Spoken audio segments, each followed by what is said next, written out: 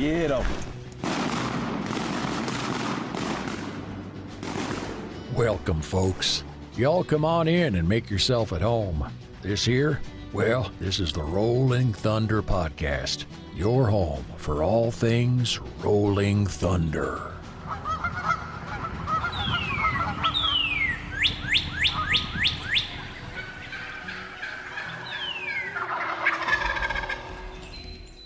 This episode is brought to you by Mossy Oak, because everything is better in Bottomland.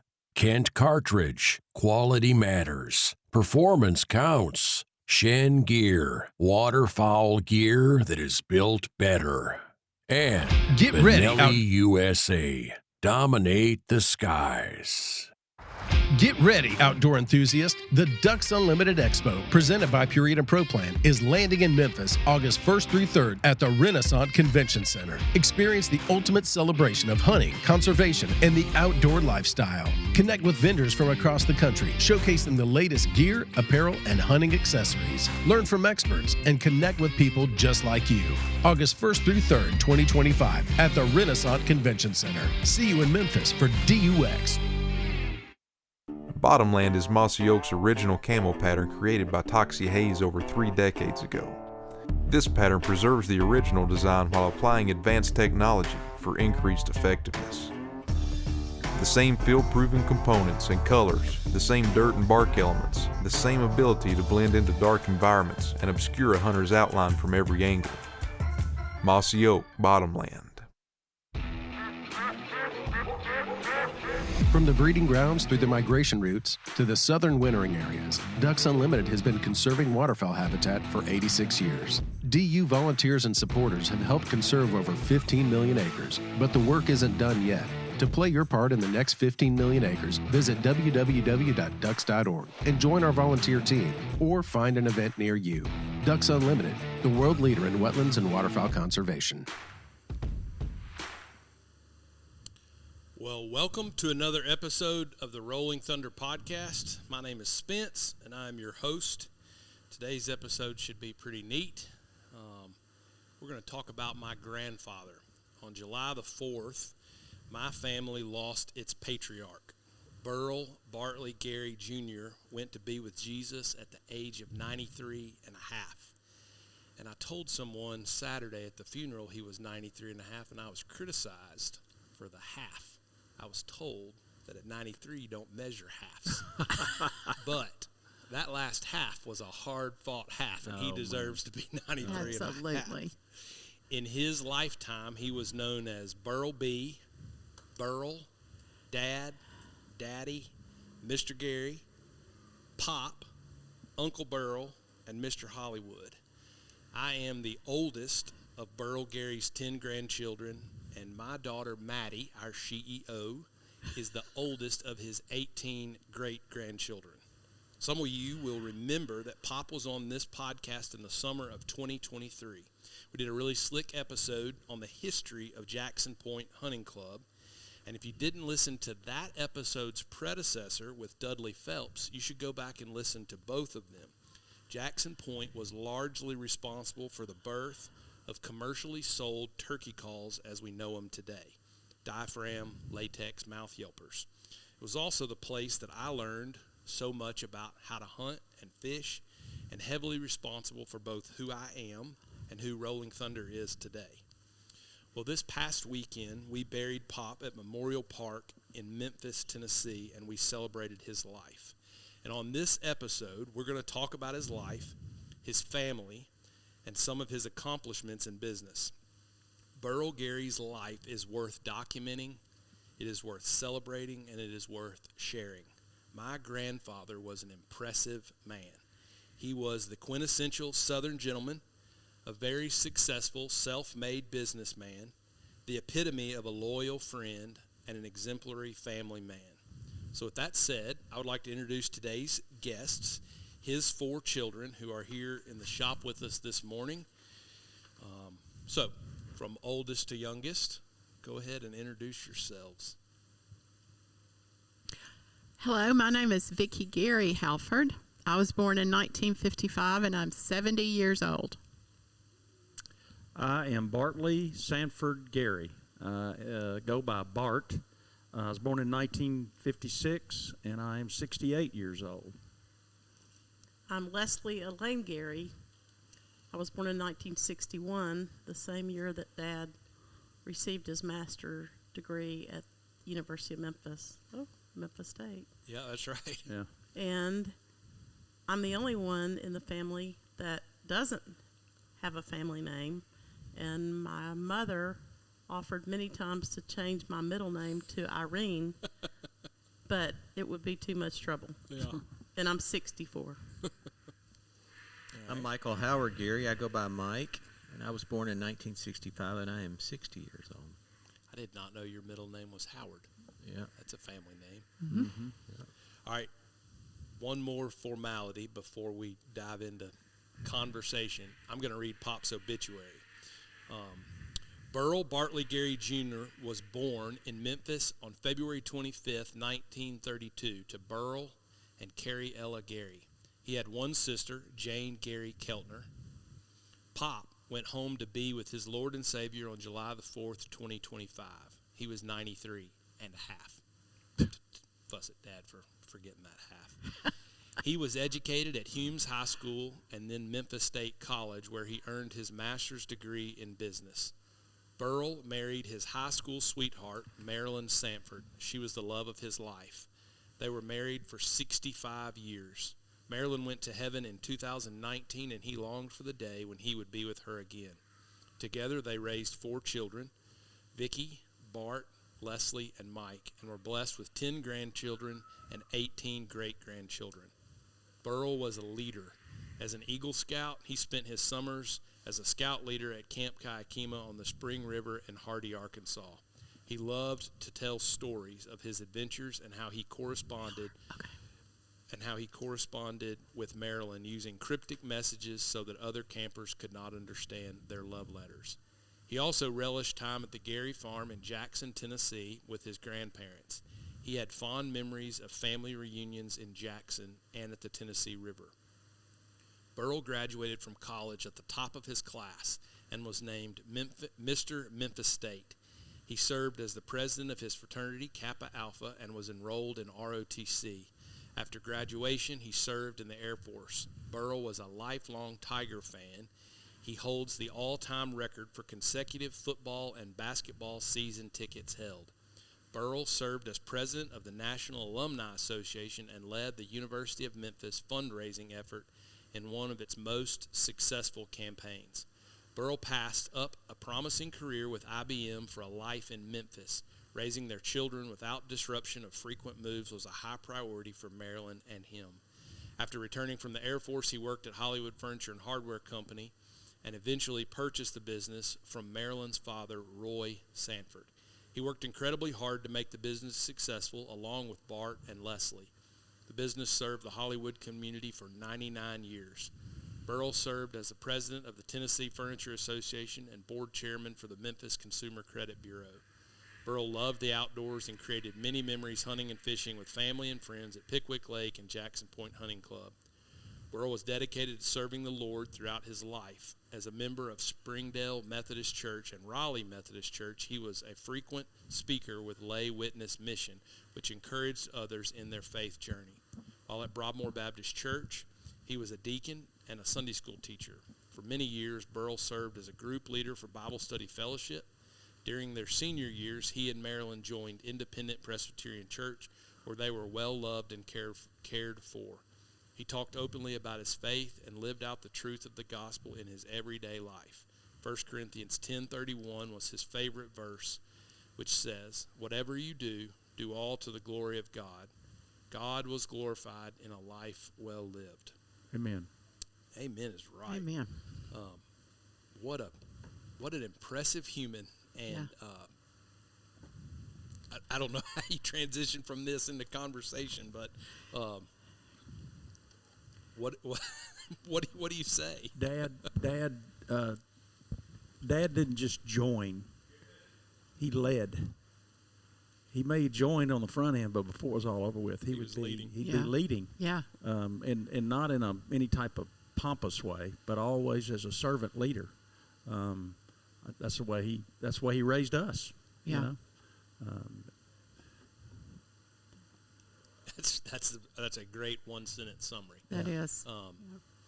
So what I want to do is I want to facilitate some conversation, because there are a lot of stories and elements about Pop's life and Grandy's life that didn't get told Saturday at church. A lot did get told, and the people that are listening didn't hear any of those things that went on at the funeral, and most of them didn't know Pop, but they should have the opportunity to get to know Pop. And I think one of the things that really got my mind thinking about this and wanting to do this is just Mom made a comment weekend before last, the day after Pop died. We were at Horseshoe Lake, and she reminded me that Grandmama and Granddaddy Sanford used to have a place at Horseshoe, and that they liked to go fishing over there. And that generation, there was no one to ask where that house was. That generation has passed. And I'm just old enough to have known some of those people in that generation, not like you guys did.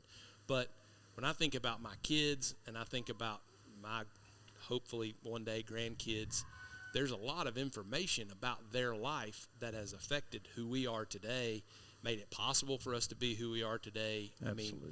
I mean, and I look at, this place is filled with pictures, and I think about those pictures, and I think about the trickle-down effect of the decisions that people made in their life that led to those opportunities that shaped who I am and shaped who my family is, and those are all really, really good things. But if you don't tell people about those things, if you don't tell those stories, then really all you are is relegated to a picture. And so I want to kind of explore some of those stories on today's episode, pay a lot of homage to Pop and Grandy, but also just share that homage and those stories with our listeners, because I think that's worthwhile.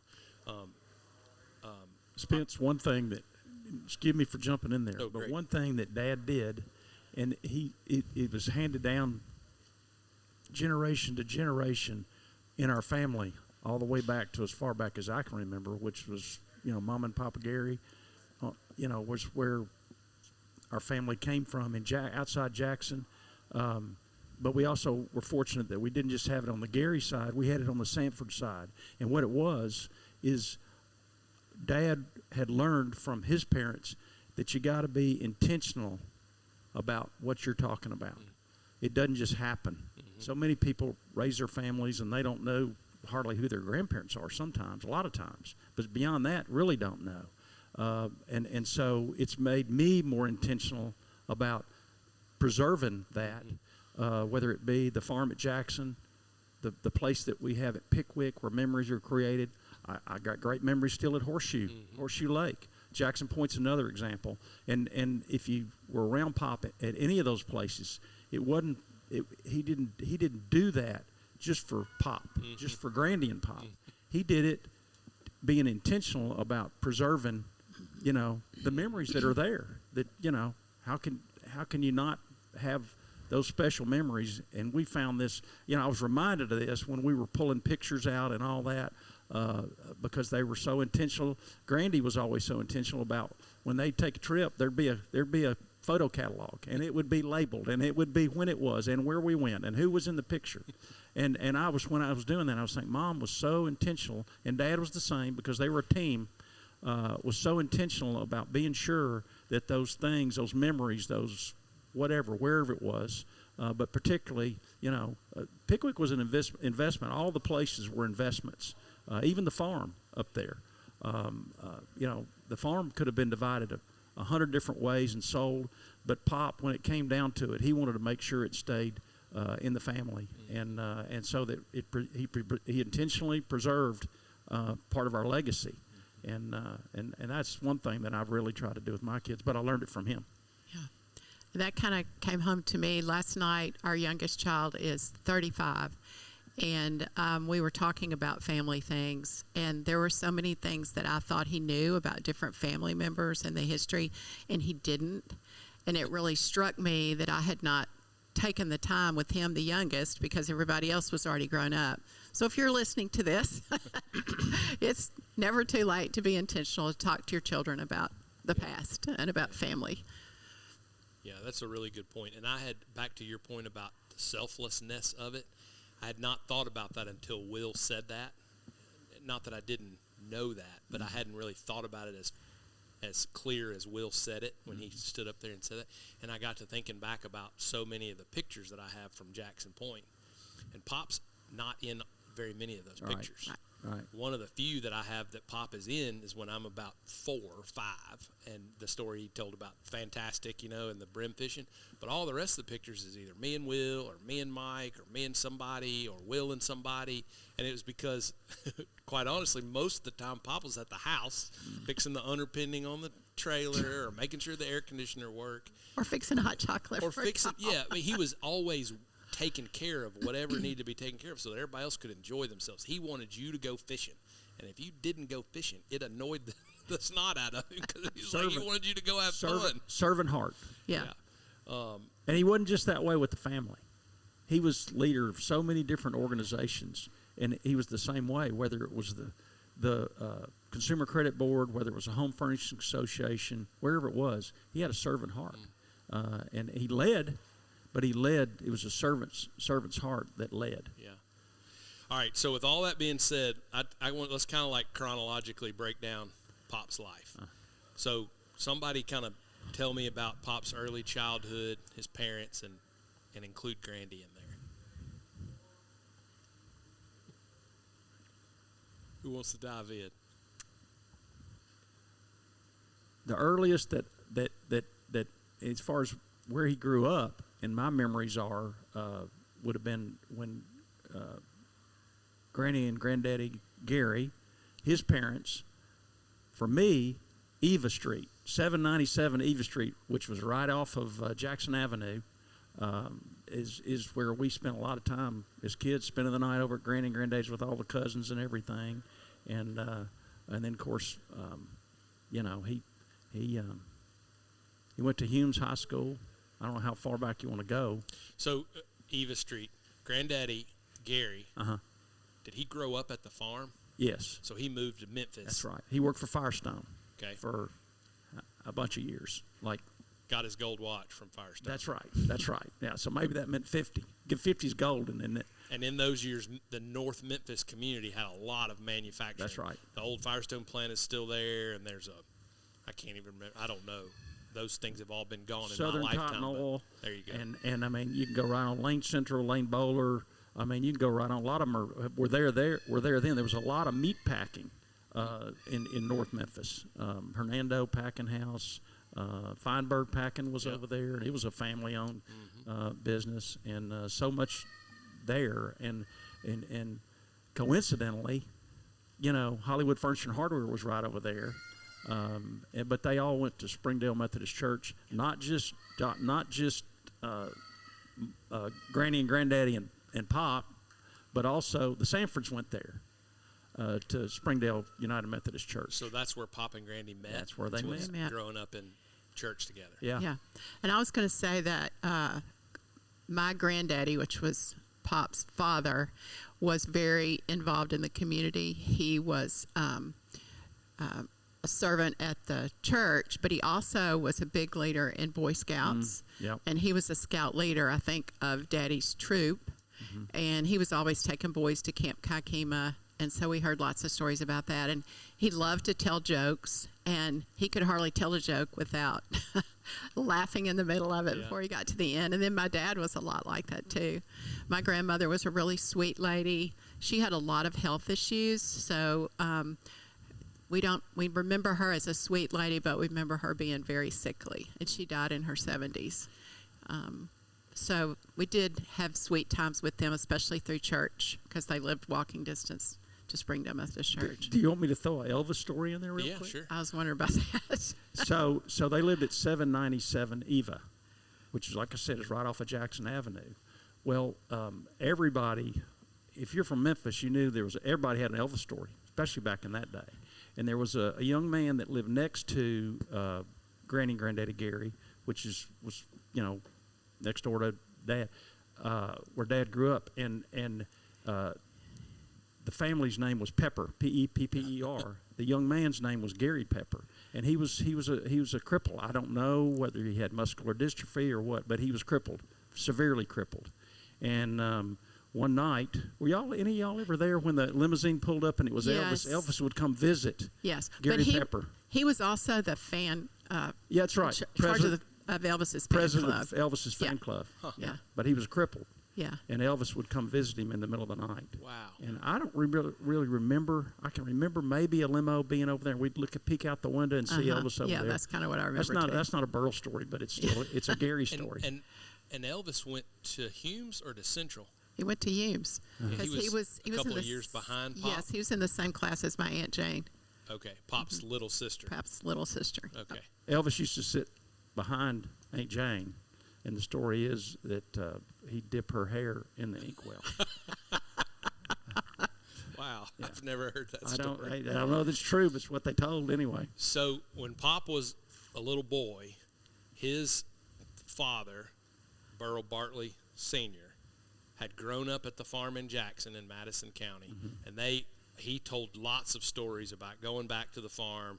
So obviously that was a really fond place for him. It was where his father was raised and where his grandparents lived. And he would ride the train. Yeah, tell that's exactly. I mean, I don't know a lot about it other than he would say that in the summertime they'd put him on the train.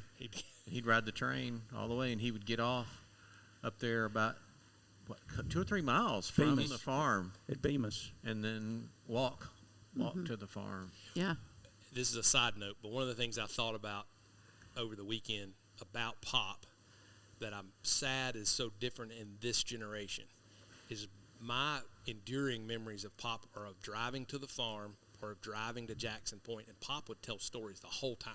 Or he'd sing Boy Scout songs, and you had to sing the Boy Scout songs with him. And so, like, the younger grandkids didn't get that experience that Will and I got because they didn't, Pop was a little bit older, and it was just different. But when we were little, he would tell that same exact story, and we'd turn that spot right there around Denmark, and he would say, "This is where the train got off," and there's no train there anymore. I guess if you looked on the map, you could see where the train went, but he told that story every single time I rode to the farm with Pop. I mean, and he did when we were growing up. yeah, I'm sure. The Did I same ever story. tell you the story about Yeah. when I used to walk to the farm from the train station? Yeah. Yeah. But where I was going with that was I just was thinking about, when I travel places, my kids are looking at their iPad. I'm listening to a podcast. Like we don't verbally tell stories the same way we did, which was just another reason I wanted to do this, because it's like if we don't tell these stories, they don't get remembered. But the farm, Pop going up there as a little boy. The other thing that I remember Pop telling lots of stories that I'd like for y'all to kind of go into is he was really proud of being a Boy Scout. He talked about being an Eagle Scout. He was super proud of Will that he became an Eagle Scout. And do y'all remember any particular Boy Scout stories that Pop told other than Camp Kaikima? Oh, other than Camp Kaikima. Leslie, tell the life preserver story at Pickwick. That goes back to when what he did that day. Oh gosh. With the Minnebucket came from Boy Scout swimming, being a swimming instructor at Kaikima. Oh, that's true. So apparently they, in their life-saving training, they would tie a life preserver to their ankle before they would swim. So if they got in distress, they would have the life preserver, at hand. So that would fast forward to like way years later. Yeah. Which was in 2007. If you want to talk about that story now, or we can talk about it Sure, later. go for it. So Elizabeth, Mike's youngest daughter and our youngest niece, was at Pickwick in the last month or so and enjoyed so much reading the guest book that Grady always kept for all the guests to sign, and then for her to record all their time there and all their work that Dad did while he was there. But the story went that one morning in March, the end of March, Dad called to Mom up at the house, "Bring me a really big towel and come down here."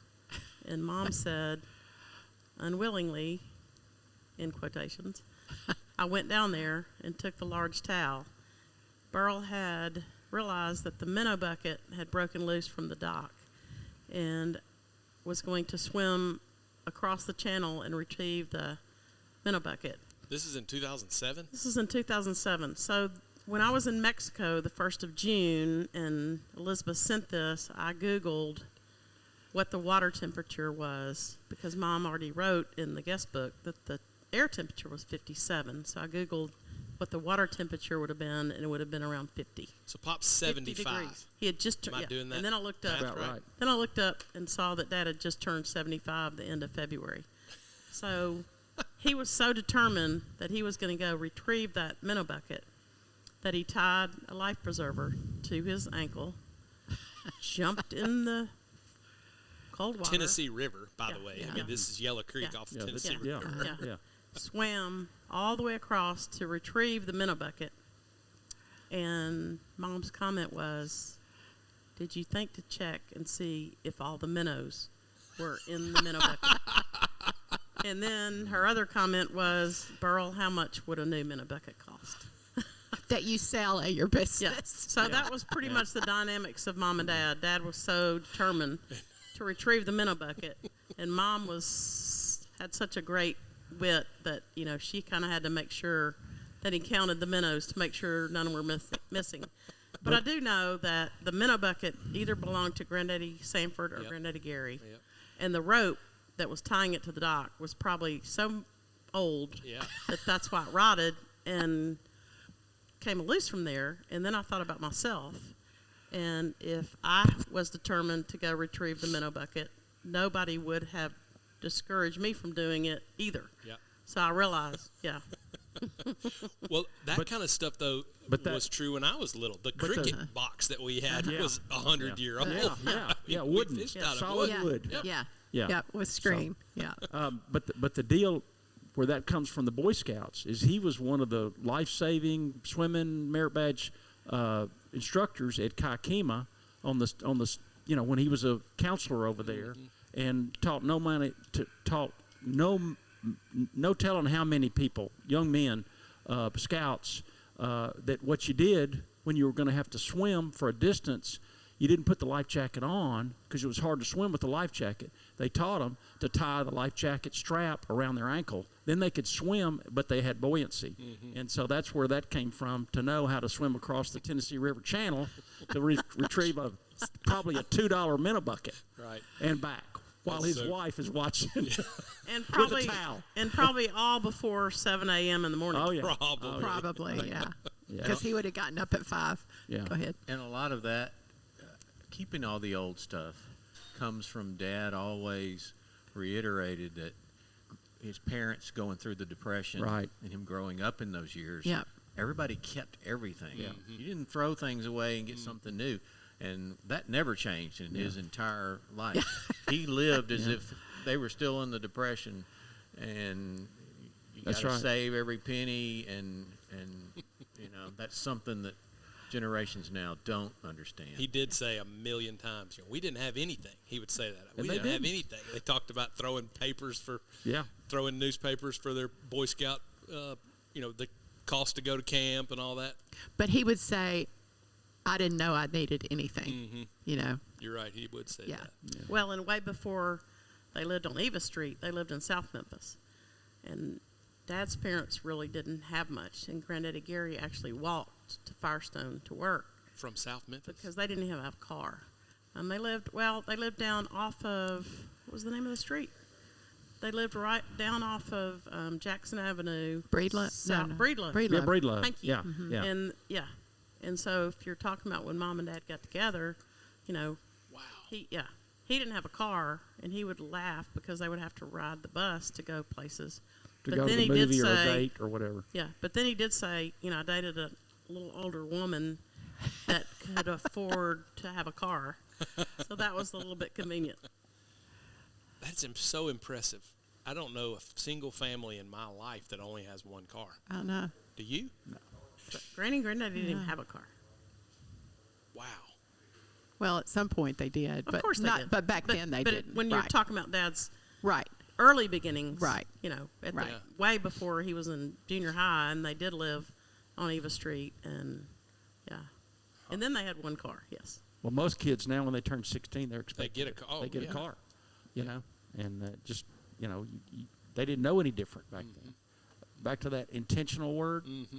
Everything was intentional. Everything you did had to be intentional. Yeah. Okay, give me a how did Grandy and Pop meet story. I think we've already said that, but Well, they met at Springdale Methodist Church, and their parents knew each other really well, and they were in the youth group, and they started dating. They dated for 7 years, and then Mother was a year older than Daddy, so she went to Memphis State College first, and then Daddy came the year after, and so they dated through college. so they dated in high school and college. Yeah, and then back to the Boy Scout story. He was dating Mom when he was a counselor at Kaikima, and supposedly some of the boys or other counselors got the mail that they would send each other because they distributed the mail to the boys every day and opened the letters and were laughing about them having a love affair. And so Mother and Daddy got wind of it, and so they made their own encrypted messages to each other in letters so that They would stop reading them. yes, or if they they didn't read them, understand. they wouldn't understand them. The people Wow. at the church. I mean, at the camp. Sorry. So But- Grandy was a Girl Scout. No, she No. was not. What was But- she doing at the camp? Or was she at home? She was at home. She was at home, and actually, this is an interesting story. My aunt, Mother's sister, Carolyn, she was at Girl Scout camp, correct? Yes. Yes. And she would send messages also to Mom after seeing Daddy. Reporting And on what Pop was doing. uh-huh. And she would get homesick, and so she'd go over and see Daddy at the boys' camp. I don't know how that worked with the girls and boys being separate, but do you remember? I don't Or do remember you what the name of the Girl Scout camp was, but I'm sure that They're was next door to each other. Yeah, Yeah. yeah, they are. maybe Yeah. separated remember by Bar- the Mike? river. River. I remember him telling the story about how Aunt Carolyn would be so homesick, and she'd send word to Granddaddy Sanford that she wanted to come home. Yes, And that's Granddaddy true. Sanford got in the car and drove over there and got her. That's exactly right. Brought her home. Brought her Yeah. back to Memphis, yeah. I mean, Wow. you think about it's probably 15, 20 miles from Hardy, Arkansas. Oh yeah. And back in the day, that was nowhere. Oh yeah. I mean, It's still it still nowhere. is. Yeah. That's right. Yeah. It still is. No And four that lanes. place though. meant a lot to Pop because I was when y'all told the Kaikima stories at the funeral, I got to thinking, Pop took Will and I there at least twice when there wasn't a camp going on, and I got to thinking about there's no telling what Pop told somebody on the telephone so that he could camp there with us, and we stayed in this like on a piece of concrete, like not in a cabin. We tent camped at Kaikima with nobody else there, and then we went and used the canoes. We did all the things that he did as a counselor, and like he made sure that we paddled our canoe exactly the right way. Feather, Absolutely. stroke. You never take the paddle out of the water. It's completely ruined my ability to take my children in a canoe because I'm like, no, you're doing it wrong. Did he make But- you learn how to? Did he fill the canoe up with water and make you learn how to Absolutely. push Turn on it back the one over. end? Yeah. No, he would talk about how you had to push on one end of it and submerge that one end of Don't it to get remember the that. water out. Yeah, he was I do remember that he wanted it to stay upside down, and if you needed to, you could get on top of it, but you didn't try to roll it over until you got it, in shallow water. Well, and I thought I was an expert at canoeing from all of his instructions. And Yeah. so I remember in high school or early college taking friends to canoe. And, of course, I was going to be in the back of the canoe. I was going to do everything Dad did. No. I got wedged between a rock and a tree, and the canoe went under. And I was so black and blue when I got home, I decided no. It wasn't, I didn't learn how to handle the back end of the canoe. It was much easier sitting in the front and thinking you knew how to do all that in the back. Well, I don't remember all the details. Some of y'all do, but later in life, they were going to do something at Camp Kaikima for the people who had gone there, and Daddy worked on that committee to rebuild, to invest.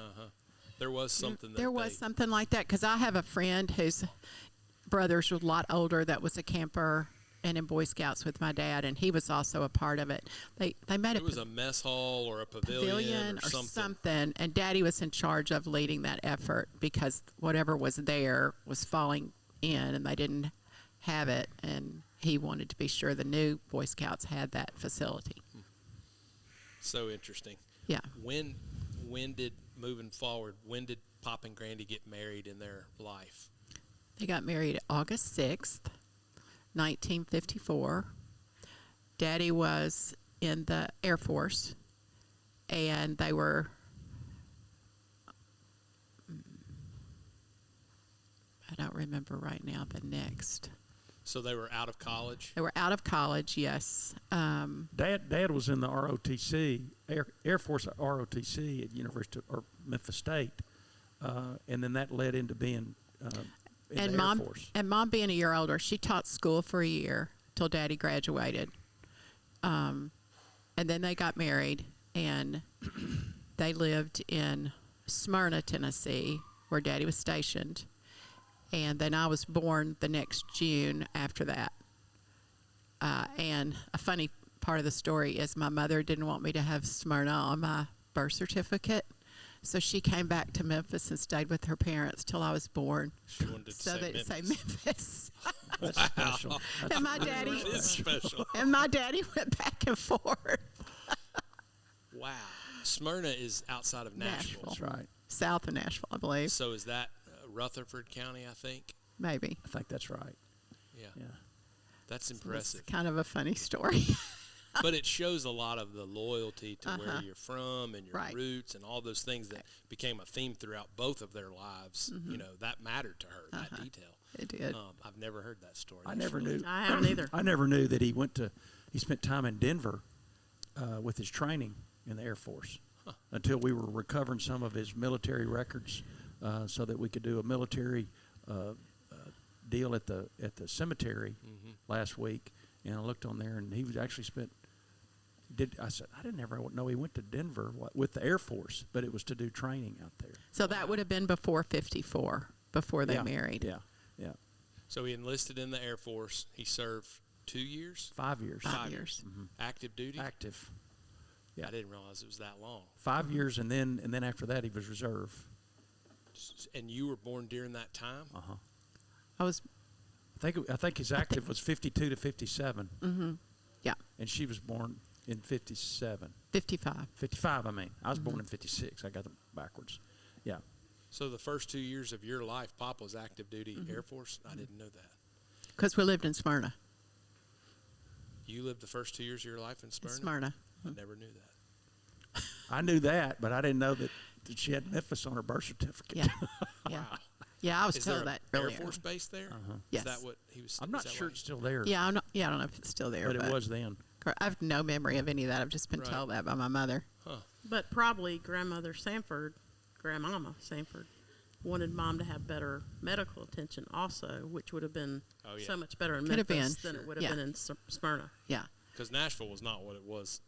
No, what it but is Smyrna now then. was- And Right. Smyrna would have been Yeah. out in the country. That's in right. Exactly. No man's land. Yeah. Okay, so when Pop got out of the Air Force, did they move to Memphis? What happened next? No, they went to Kansas City after that. I don't think I ever lived in Kansas City. I'm pretty sure I didn't. I thought that's when it was IBM. They were Kansas City sometime. Yeah, you Yeah. can delete this part because I don't know. I wasn't around. Yeah, I've But they been were thinking in about it a Kansas lot. City And I can't. sometime before they Yeah, came I to can't. Memphis. He was in. He went to work. They were married in Kansas City, so Yeah. Yeah, I you wonder. must have lived there. I wonder if they first lived there and then moved to Smyrna during that first year. I really They don't know. got married in Kansas City? No, no. Oh, No, okay. I Married in mean, Springdale. Oh, if okay. after they got You married, said they were married while they were in No, Kansas. no. But yes, they were I they just were misunderstood married what you and said. lived in Kansas City together. Gotcha. Okay. and then I'm just saying, I'm wondering if that was that year, like 54, if that's where they lived, and then were transferred to Smyrna, and they were in Smyrna. But when they were in Kansas City, that was IBM. Yes. That's the reason they went to Kansas City.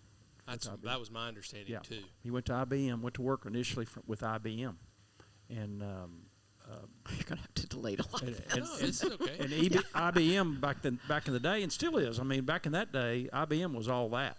I can remember having pencils around, solid black pencils around the house that had IBM Yeah. on them. Uh-huh. I mean, Yeah. you know, IBM was big time Yeah. back in that day, and like I said, it still is. But That was the beginning of big Yeah. time. that's right. Yeah. And he always would tell how they were hiring a lot of people. It was the company to work for. Yeah. And he was really proud of the fact that he got that job. Right, exactly. But that was after the Air Force, right?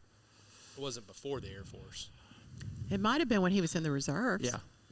Right, but I'm just saying, so the 5 years, some of that was reserves? Yes. Maybe so. I think I the d- I last didn't three. read I all did the read records. that. I think it was the last three. Okay. He served active the first two, and then the last three Okay. he was in reserves. Okay, so that probably That- is what that makes happened. more He sense. probably was in Kansas City in the reserves. Right. But I just know that when pictures of me when I was little are at the house on Autumn Street, which is in High Point Terrace. And so at some point shortly after that, we were living in Memphis. And I don't know if he was working for IBM then or if he had already gone to work for my grandfather. I Well, don't- Granny and Granddaddy, Gary, and Grandmom and Granddaddy Sanford together found that house on Autumn Street Yes. for Mom and Dad before they moved back. So we don't have to, I don't want to confuse you with the details, but there's an important story in their life that happened in the transition from IBM Exactly. to Hollywood Furniture and Exactly. Hardware. And so Pop was obviously doing well at IBM. That's right. But tell about IBM and what Pop always said it stood for and why he left. Well, I mean, at that time, IBM was the job. I mean, everybody would have loved to work for IBM, and of course, Dad having the education record that he had, top of his class and all that at Memphis State, he was hired by IBM, and they moved to Kansas City, which is where IBM's headquarters was. And I can't go back and tell you how long that they were there, but it didn't take Dad long to figure out that with IBM at that time, if you went to work for them, stood for "I've been moved," which meant that About that. they were gonna be probably one place for a year or two, and then someplace else for a year or two, and just literally moving. And Mom and Dad wanted to. Here's another intentional. They wanted to be intentional about raising their family in such a way to where they had roots, and where better roots than right here in Memphis area. And so Dad decided, and Mom, I'm sure he did. Because Pop's sister lived here, Jane, Yeah, and Grandy's sister, Carolyn, lived here. right. And that's my memory of that story. Pop always said IBM stood for "I've been moved."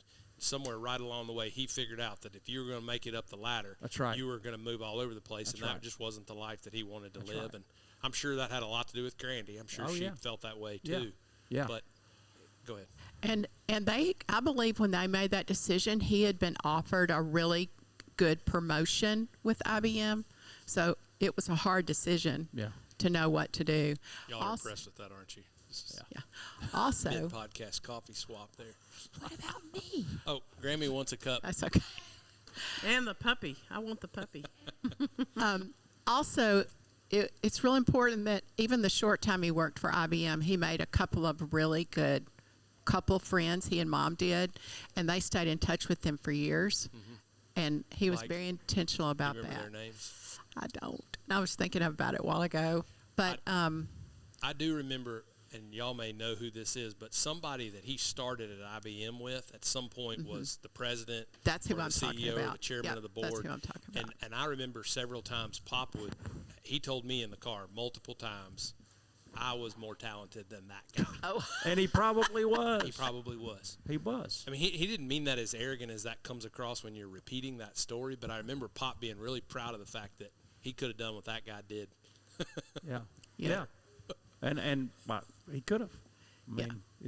mean, and Leslie and I can tell you from working with him for 50 plus years, he's a financial genius, literally. Yes, he was. And so, yeah, but the whole thing was about family, family first, and being close to their family at that time, but then also raising a family and not being moved all over the country.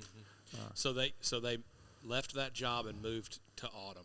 Yes, However moved to that Autumn. Yeah, timeline I want to played say, out, but- I want to say right there, you had told the family that was already in Memphis, but Daddy had a set of grandparents in Jackson, but he also had one in Memphis, complete set, and then they had children that were in Memphis, and he had other family in Memphis that he cared for and cared about and helped take care of at the end of their life.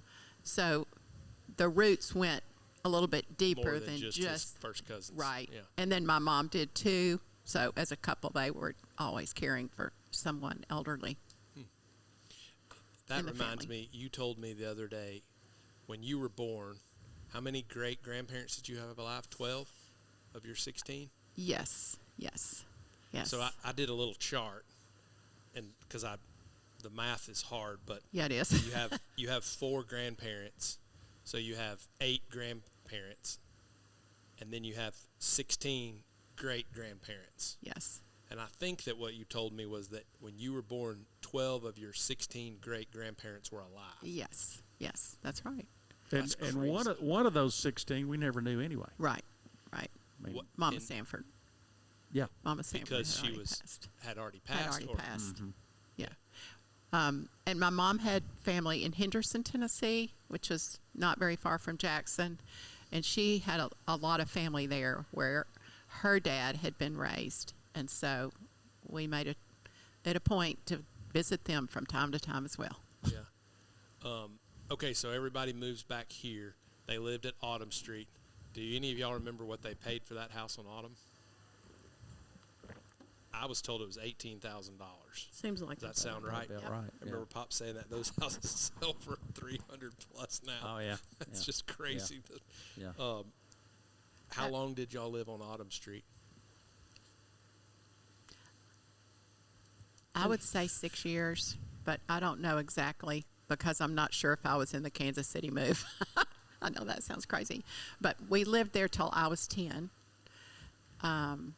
So Bart would have been 8, and Leslie would have been 4, and Mike was born in February of 65, and that's when we moved to Raleigh. How many bedrooms were there in the Autumn house? Oh my goodness, there were only there was only 2, and then we had a den area that we ended up putting people in if we needed to. But there was only one bathroom, and then a really small living room and So dining when room. y'all were little, you all 3 shared a bedroom? Leslie and I shared a bedroom, I was in the den. and Bart was in the den.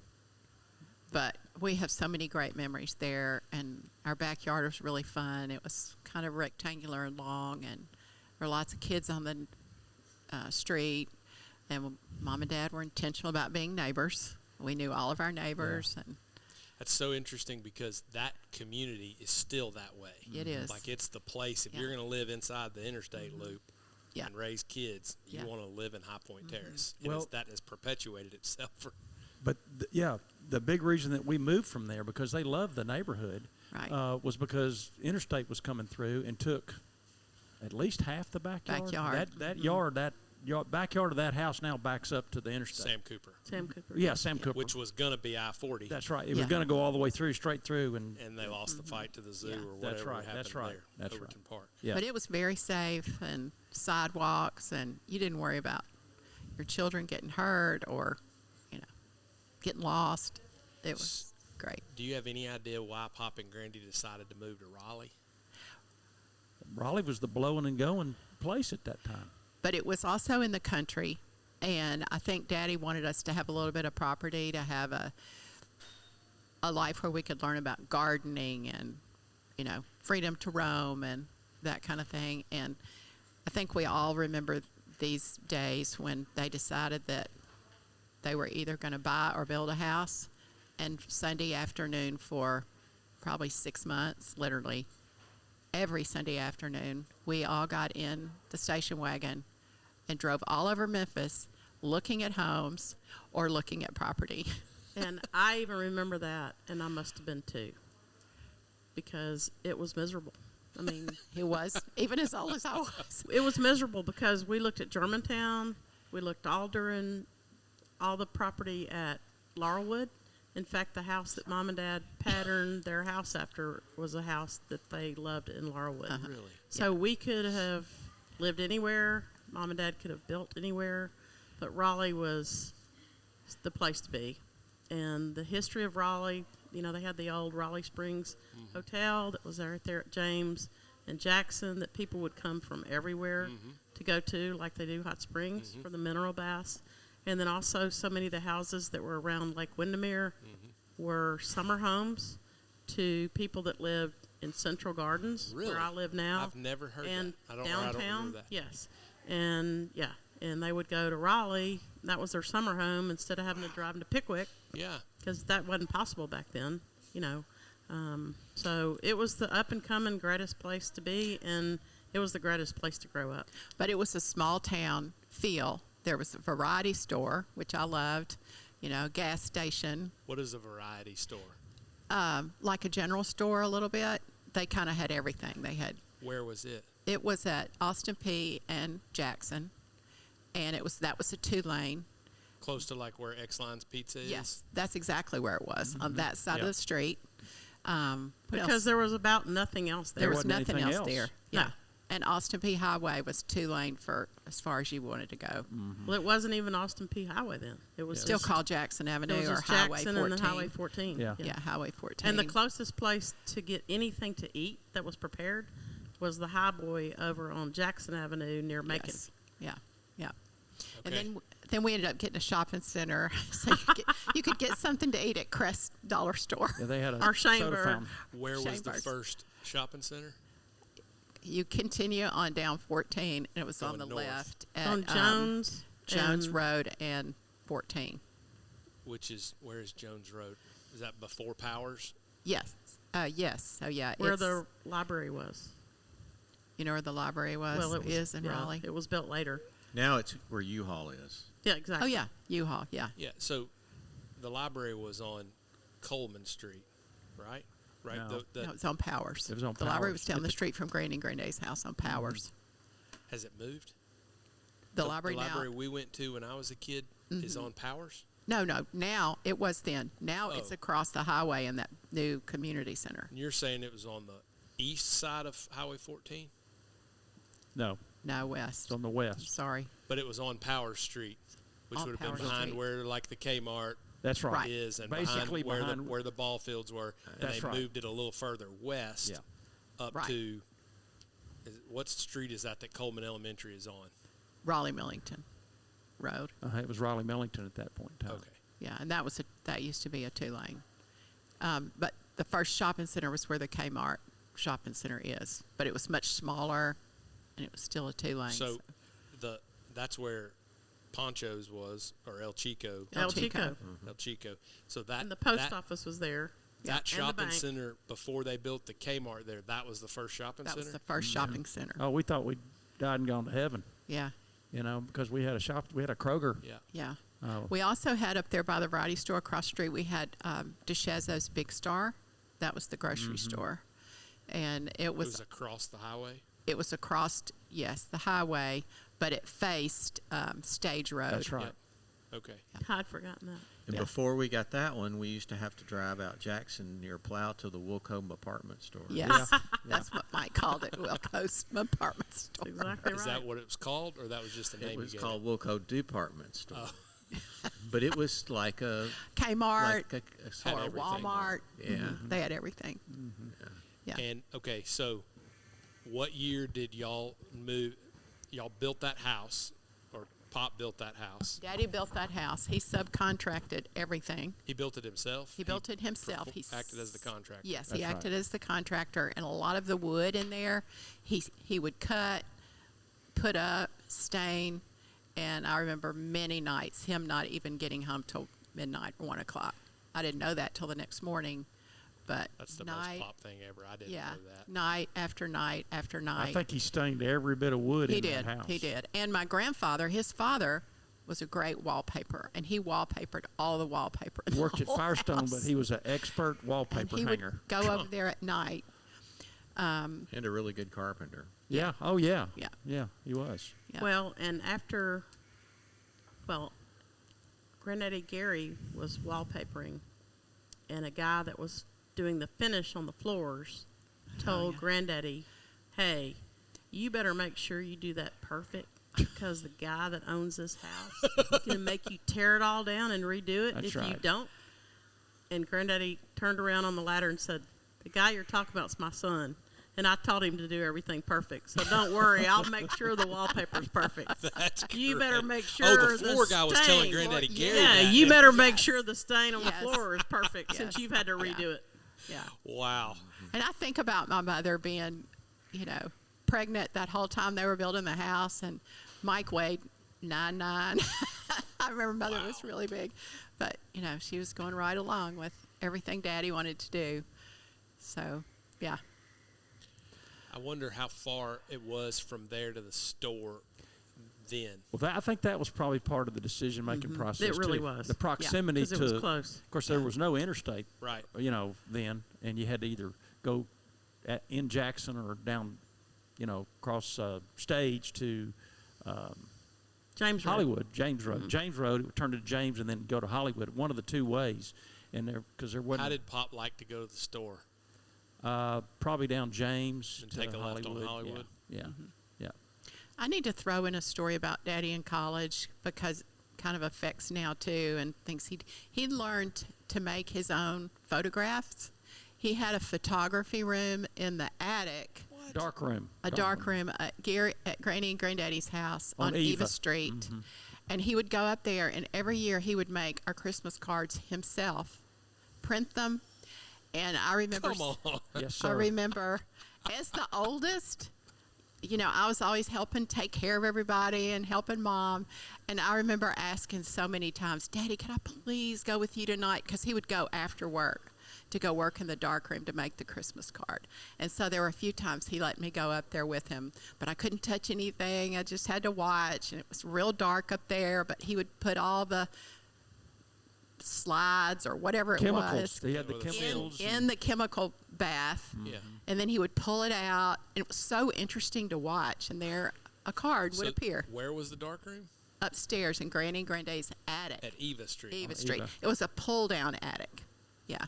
It's like Chevy Chase Christmas Vacation Yeah. kind of Yeah. stuff. Yeah. Where he's Yeah. But he started that in college, and then so I'm thinking about now we're in Raleigh, and even at autumn, he would still go back over to Granny and Granddaddy's house and go upstairs. Even though we had moved and we're further from them, he would go upstairs and make those Christmas cards.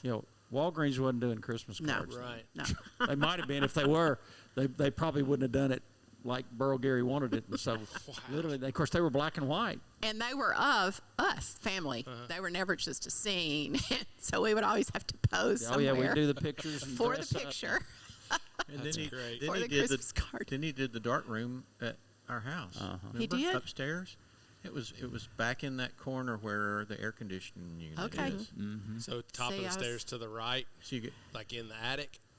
go into the attic, and then you kind of take keep a going bend right. around to the attic, and it was back in that corner. And he had all of his stuff set up, and some of that stuff's still Oh, yeah. sitting there. Oh, So literally. with the 10 years difference between us, I was probably a silly middle school kid then and don't really remember that.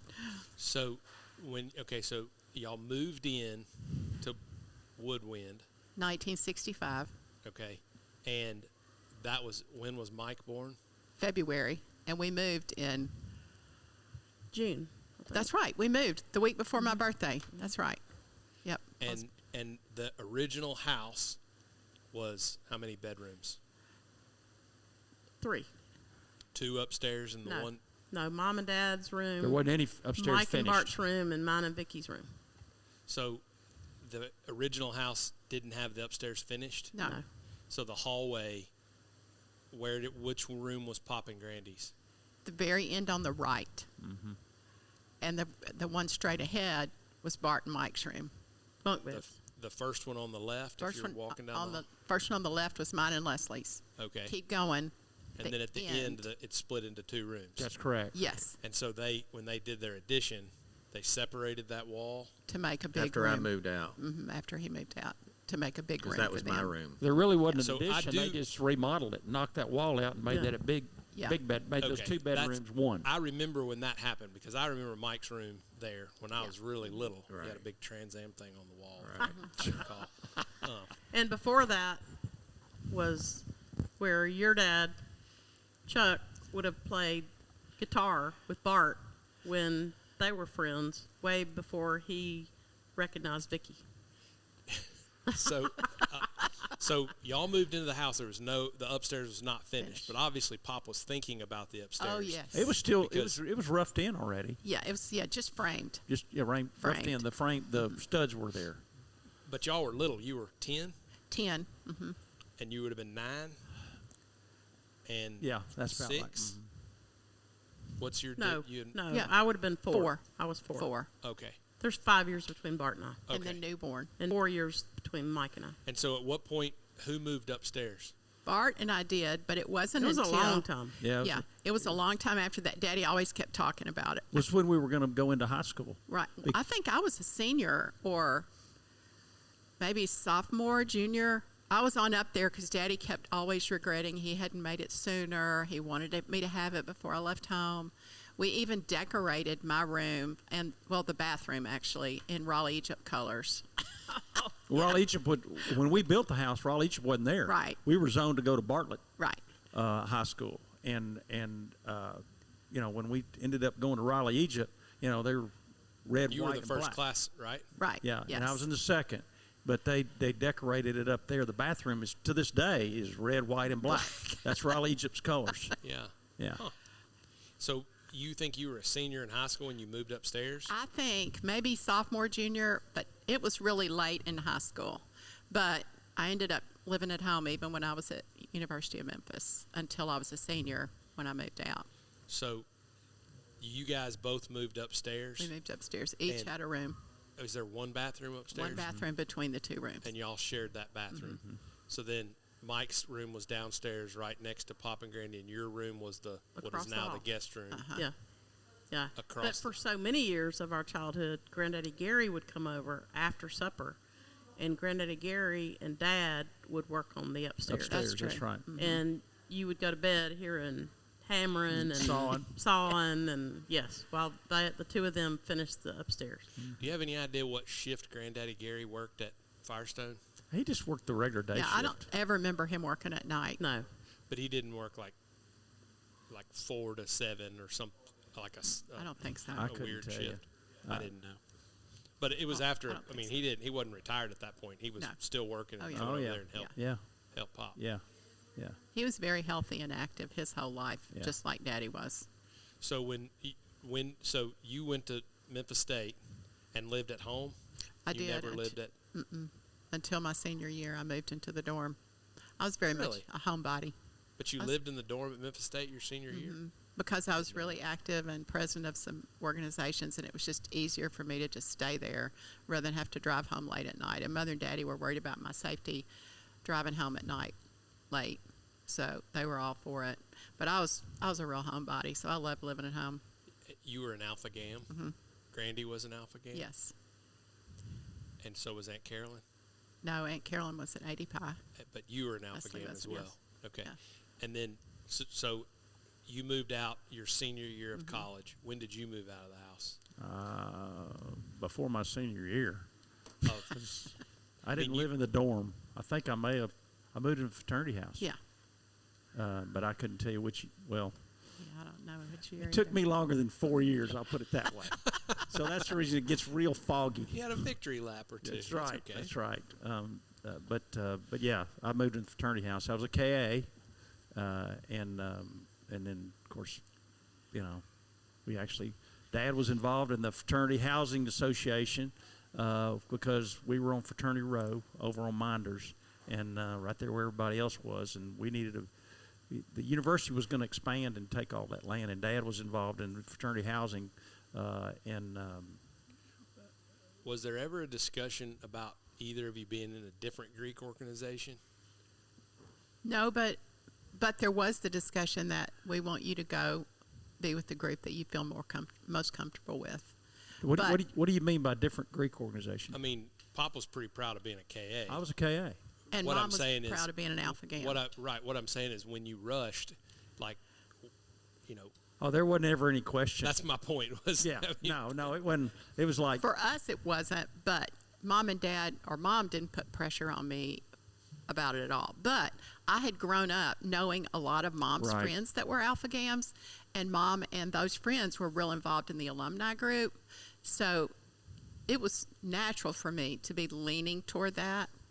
But I did try to be open-minded and go with the group that I felt I could be most comfortable with. I wanted to be a KA. I mean, my dad was a KA. Yeah. And was involved with leadership and all that stuff. And And I wasn't going to go through Rush because other than all the friends I loved at my mother's that were Alpha Gams, I didn't really think that I fit the same mold as Mom and Vicky that were very close to perfect.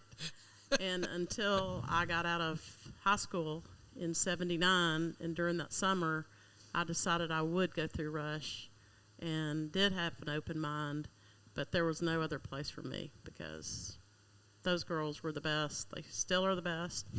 And I think about 20 of them were at my dad's funeral on Saturday. So, yeah. That's so interesting.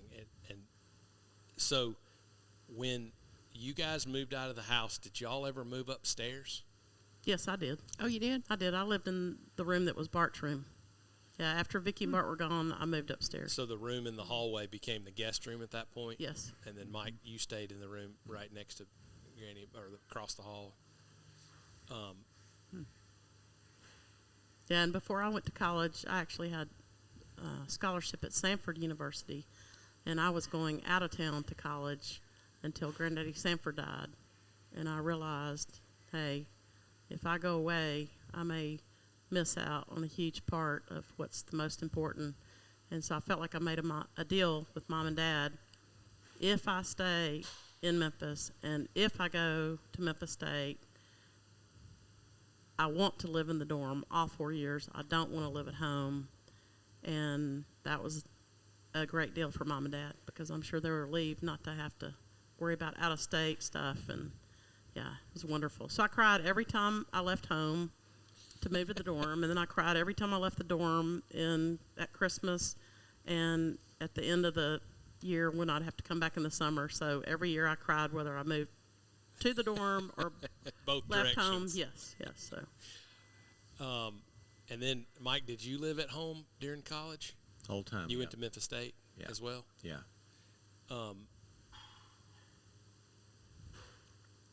I'm sorry, my brain is processing so many things. Y'all said so many of them. Mine too. I will say that that college was really fun, and I really enjoyed it. I always wanted to be a teacher, and Memphis had a great education department. And at that time, and for years after that, Daddy was real involved at University of Memphis in the Alumni Association, and in some of the organizations I was in, like being an ambassador and different things. Daddy and I would be at the same events and at the same, just at the same places a lot because of his involvement. And he would always find me and introduce me to people. And then he might have something that he would like me to do during that week. And so I would go and tell whoever it was, I'm Berl Gary's daughter, and deliver the message. And I was always so proud of that because Daddy had such a great reputation. So many people loved him. And I don't know, there was just a lot of security in that and love in that because Daddy would trust me. And so that was a real highlight of college for me. And, you know, he was always really proud of me, and he always wanted all of us to make the best grades possible. I mean, he would sit up at night and do homework with us and show us how to do things a little better than what we had learned so we could make a little better grade. All right. There's a million different directions we can go from right here, but my mind is... Sorry. No, it's okay. There's two places my mind goes. I thought about it before, but just hearing y'all talk about this, it's really impressive how much Memphis State was a part of everything. Yeah. I mean, because my earliest childhood memories are of going to ball games, Oh, yeah. even before hunting and fishing with Pop. Oh, yeah. Like, Right. I mean, he would pick us up at the house. I remember probably the most traumatizing trouble I ever got in was the time I didn't get to go to the ball game. Cried for 4 days or something like that, and Dad had called the house and said, if you don't behave, you're not going to the ball game. Like, going to ball games with Pop was a big deal. It was. Yeah. Even through college, like when I was in college and could get in the games free, I still walked over to Pop's tickets to see Pop and Yeah. whoever he had with him, because Yeah. he had a whole section, it seemed like, of tickets that he controlled. I can And he could remember. get his dinner. I can remember. before. I can remember going to basketball games at the field house when I was young. That would have been before the Coliseum and so forth is that. Do you know off the top of your head either one of y'all when he first bought season tickets? We think it was 54. Yeah. Well, if it was 54, we all went in some form or fashion Well, because we weren't born yet. So- 54 was the year that he graduated, so that's why we think it was 54. Yeah. That's impressive. Think about your first year or two out of college, the idea of buying season tickets to your collegiate, to your school. That had to be a significant sacrifice, a financial sacrifice, I but mean, to support something that mattered it to was a him. part of life. I mean, Yeah. it was a part of life. And he led a lot of organizations Oh, yeah. at the school when he was a student. He was Mr. Memphis State. He was president of his fraternity. Just, yeah, very involved. And then still made straight A's. Still had a 4.0. Wow. All right, before we do too much more deep diving into the later part of life, I want y'all to tell just a couple stories about what it was like growing up with Pop and Grandy.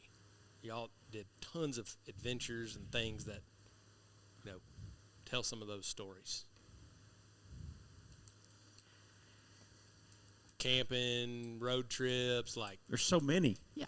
But it was usually always camping. Every summer, Daddy took a week off work. And the funniest story is my mom, she was really not an outdoors person, even though she loved gardening and that kind of thing. And Daddy had talked to her about camping, and she was not for it. So they had these really good friends, Kelly and Lou Green, who camped a lot with their 2 kids. And so I don't remember exactly where they were going, but Mrs. Green called my mom and said, y'all should just go camping with us. We'll teach you how and show you what to do. And so at one point when Daddy came home from work or something, she said, we're going camping. And my dad said he couldn't believe it. He felt passed Well, and they out. rented that first camper. that And we they stayed in. rented a camper to see if we were going to like it. what type of camper? Like a 40-foot RV? Pop-up. No, pop-up. Pop-up. Pop-up. Just That's kidding. when we had the Coke box, Yeah. the cardboard Coke That would crate, fit the- and that Miss Green had let Mom know that would fit in the camper underneath the seats under the dinette, and that's how much stuff you could bring. So a pop-up camper has basically a double bed on both ends. Right. And then the couch in the middle would make into a bed. So how did everybody sleep? I've been amazed I my don't whole remember. adult life that was fun to my mom and dad. I know. It doesn't sound fun as In an my adult. adult life, I that would agree. not be fun. I agree. I mean, all-inclusive, adults only is my deal because as much as I love all my nieces and nephews and great nieces and nephews, and they're the cutest thing that ever was, I don't really want to go on vacation with Share a bed. everybody else's children. And yes, But you know what? Because of being a Boy Scout and loving the outdoors, Daddy wanted his kids to know how to do that. Plus, it also was very frugal to do that. Yeah. Rather than take all these people to a hotel room. But practically speaking, how did y'all all fit in where'd you all sleep? So I pretty think Leslie and I slept on one of the pullouts, and Mom and Dad slept on one, and then maybe y'all slept on the I can't. middle I one. kind of think Mom and Dad slept on where you took there was a table in there and you took it out and dropped it down and it was a combination. Maybe they and then there was did. a mattress that went Yeah. over that. I Yeah. think Mom and Dad slept on that one. I think me and Mike. You remember Mike? I don't remember. Slept on one end of the one pull out on one end. Vicky and Leslie slept on the other end. I think. That's probably right. I think. Well, after Miss Green had helped Mom and Dad with this pages of list, I think Mom's list is still there of all the things for camping. They decided they liked it enough. It was going to make enough family memories And we always went somewhere that was a little cooler to get out of the Memphis heat. And so they ended up buying a larger camper. And that camper was great, but it didn't have any curtains in it. And we had to have curtains in case we had to change clothes in there because we were too far from the bathhouse. So Mom had me make curtains for all the windows, and I did. And then you made them for the station wagon, Yeah. so we wouldn't get sun on us in the back of the station wagon. Yeah. Oh my word. So we had so many memories there that when Chuck and I got married and he got out of vet school, we used that camper to take Spence and Holly and Yeah. Rob camping. That camper is probably still at Homewood, isn't it? Did y'all leave it at 3103 Homewood? I don't All know. I remember is it was an Apache. It was an Right. Apache. Sure was. But Pop had it, and at some point, Pop decided it was going somewhere else, and it stayed. Well, I think we took it to Jackson, Tennessee, to the farm. Remember that? No, that's Daddy, not right. Before Daddy built the building. camper that went to Jackson was the topper that went on the back of Dad's pickup truck. Oh, that's true. And it That probably was our is first- still at unless That was it's our first camper. Well, we used before. the Apache camper when we first got in Jackson Point down there. There wasn't a there. Maybe that's what it yeah. was. But Yeah. what I'm saying is, when I was a teenager, it was still at our house at Homewood. Yeah. Probably It because they made had the gotten circular. the double wide then down at I Jackson think Point. that camper was actually the second one. It pop was up, the second one. because that one had the fiberglass Yeah, sides. you're right. Oh, That's yeah, true. Instead of the That's canvas. right. The Yeah. first That's true. version was a It was canvas. version. Well, That's the right. It fiberglass was. one we took to Michigan. Yes. was We orange. stayed in it several times when I was in Yes. high school To at do Life mission Action work. to do Yes. mission work. All right, hold that thought for 1 second. Okay, so back to the camper thing. So I want y'all to kind of just bullet point, where were some of the places that y'all took the camper? Where did you go camping? Wisconsin, Kentucky Lake, all out west for 2 weeks. Colorado, Like where? Grand Canyon? Yellow. That's what we were talking about earlier. Yes. Did we go to the Grand Canyon? I know we went No. to Yellowstone. Yellowstone. Yeah, Uh-huh. I'm not sure about Grand Canyon either. It's a long way to Yellowstone with you're pulling right. a camper with 4 kids in the car. In a station wagon. But man, we did it. That and wasn't it was cool. new. Yeah, But we would stop along the way and camp. yeah, And- you'd have to. And they were very, it wasn't fly by the seat of your pants. No, It was, no. we had a certain amount of time we were Yeah. going to be on the road and a certain place we were going to stop. And Daddy had the big map, A the Rand checklist, I'm McGalley sure. Oh, yeah. map. Yeah. Nobody always can a make a plan. checklist And the as good as lunch. Pop. And Yeah, and lunch was lunch. always in the cooler. Yes. Sandwiches and a picnic table. You'd find a picnic table. I mean, we never ate out. Never. So that's interesting you point that out, because one of the things I've heard you and Dad say when we were growing up, in our lifetime, 2 significant enterprises came out of Memphis. One was Holiday Inn, one was FedEx. So when y'all were kids, there were no hotels that were connected to each other. No. They were just local motels, and so it was difficult you couldn't Google where the next hotel No. was. You had to make a plan before you left the house. Yeah. Otherwise, you end Right. up driving all Right. night or on a dark road. yeah.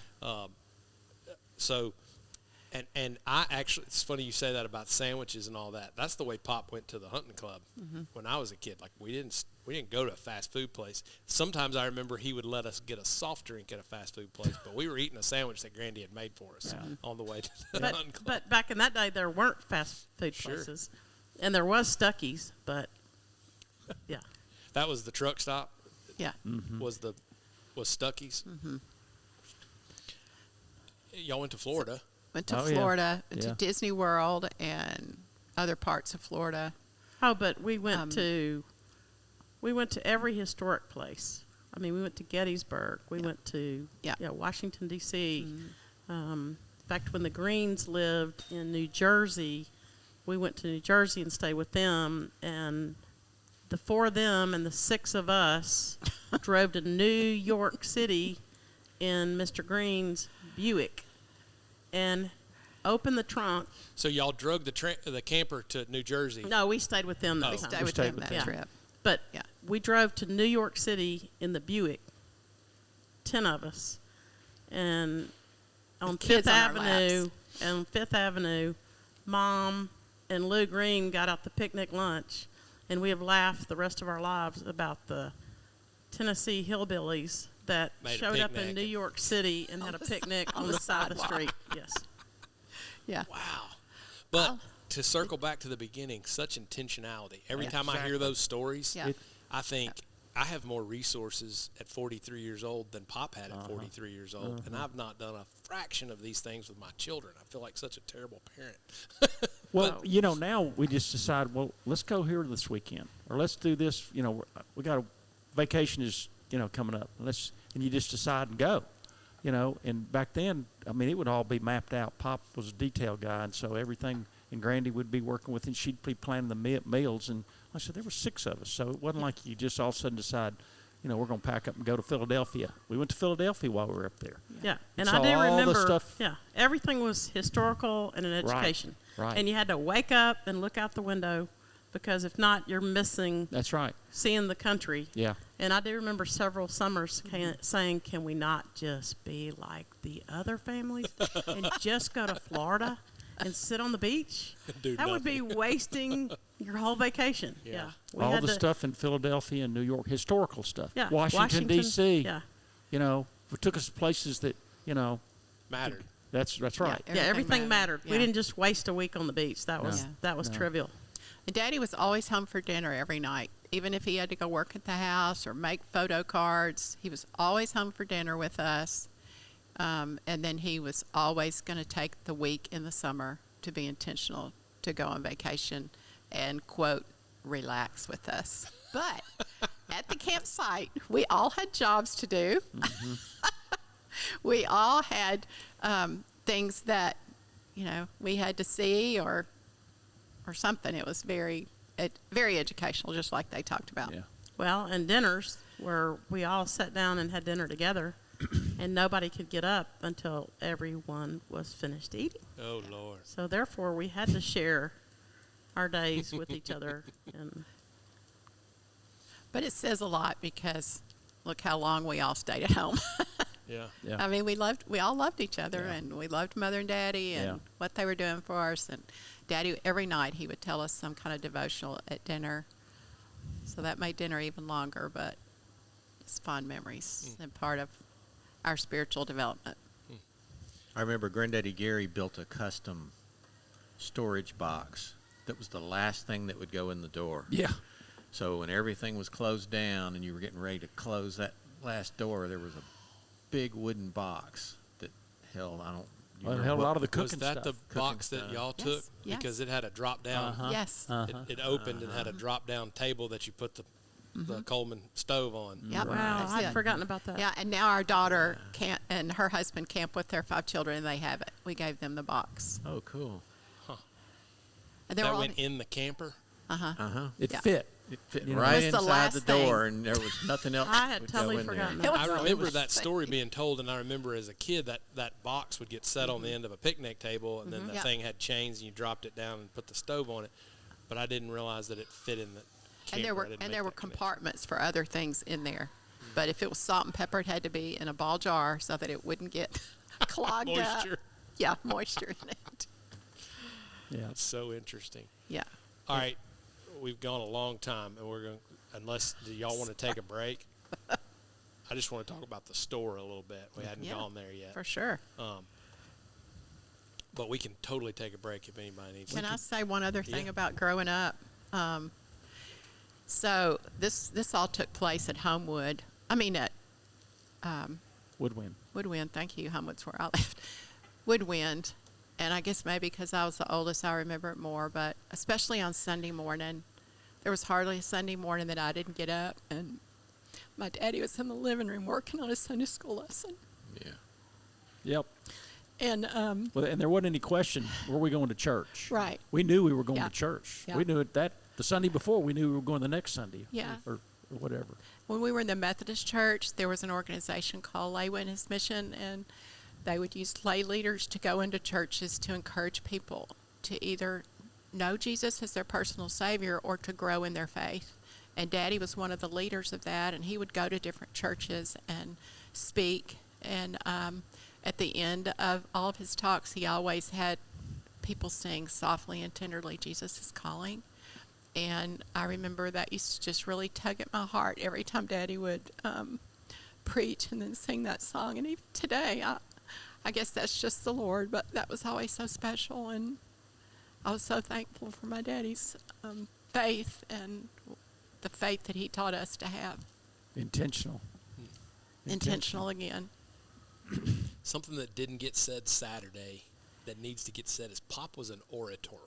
Oh. He Yes. could speak in public better than anybody I've ever been around. He was. And my dad told me that because he did a lot of public speaking when I was little. But I remember when I was about 17 or 18 years old, Broadmoor had a bunch of internal strife going on about whether to move, and the neighborhood had declined a lot in Raleigh, and they were wanting to move to Bartlett, and they were wanting to do something. There's a financial hardship and the cost of maintaining that building, and there was a really tense deacons public church meeting downstairs, and Pop had not been really super involved in those years, but he came to that meeting and he stood up there and made a speech, and the whole church was going to do something. They were going to move to Bartlett. It was nearly done. The whole committee had decided, true. and Pop gave a speech, and I remember sitting there as like about an 18-year-old kid getting chills going, whoa, and you could just see it in the room. Everybody changed their mind, and Broadmoor didn't move. Yeah. Yeah. And you know, Daddy really wanted that for us. He wanted us to be able to stand up and speak well. Oh, yeah. And two of us are introverts, the other two are not. And so, me being one, and I had to do that a lot with the organizations I was in at University of Memphis. It was hard for me, but I was glad Daddy kind of pushed me out to do that, and he would always help me. He would always help me write it, and then I'd always stand up and give it for him, and he would help me know how to correct it or change it. And anyways, just to say that about the lay mission thing, Pop just was really good at delivering a message to a group of people in public. He was careful with his words, and they came out the right way and in the right sequence. And like when Pop spoke, everybody stopped and listened, to the point that, and he always took an opportunity to give a little speech, whether it was praying before dinner or whether it was when we were at Rockbridge. Didn't matter. Like, Pop was going to give a little speech, and it was always nearly perfect. And every time it would end up being something about how important family was, or how important life was, and how important your choices were. He usually tried to teach us more about things that we didn't know at that young part of our life. Well, and I do remember about how Mom and Dad taught us to stick together no matter what. And they had the most wonderful friends that anyone could ever have. Tommy and Cheetah Johnson, Mary and Harold Fergus, and Lou and Kelly Green. And those people were mentors to all of us.